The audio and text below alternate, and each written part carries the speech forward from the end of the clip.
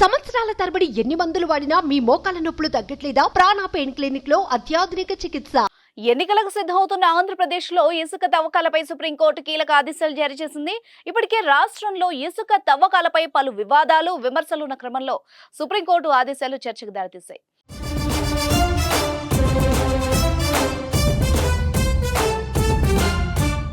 రాష్ట్రంలో ఇసుక అక్రమ తవ్వకాలపై గతంలో జాతీయ హరిత ట్రిబ్యునల్లో కేసు దాఖలు కావడంతో స్పందించి ఆదేశాలు జారీ చేసింది. తాజాగా సుప్రీంకోర్టు రియాక్ట్ అయింది.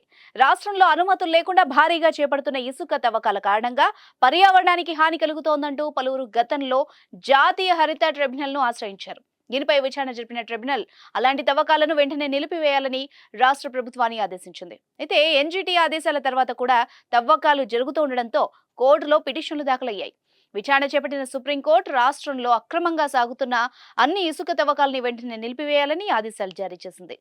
జాతీయ హరిత ట్రిబ్యునల్ ఇచ్చిన ఆదేశాలను తూచా తప్పకుండా పాటించాలని ఆదేశించింది. అలాగే అక్రమ ఇసుక తవ్వకాల నిలిపివేతపై నివేదికతో మే 9వ తేదీలోగా అఫిడవిట్ దాఖలు చేయాలని కూడా సూచించింది. దీంతో పాటు ఇసుక తవ్వకాల్లో అక్రమాలకు పాల్పడిన వాళ్లపై నిబంధనలకు అనుగుణంగా చర్యలు తీసుకోవాలని ఎన్జీటీని కూడా సుప్రీంకోర్టు ఇవాళ ఆదేశించింది.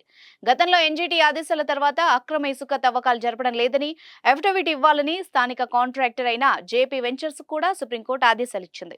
పర్యావరణ అనుమతులు లేని చోట ఇసుక తవ్వకాలను వెంటనే నిలిపేయాలని ఆదేశించింది.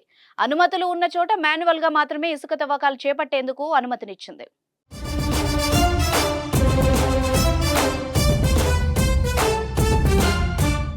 సుమన్ టీవీలో మీ పర్సనల్ అండ్ బిజినెస్ ప్రమోషన్స్ కోసం కింది నెంబర్కి కాంటాక్ట్ చేయండి.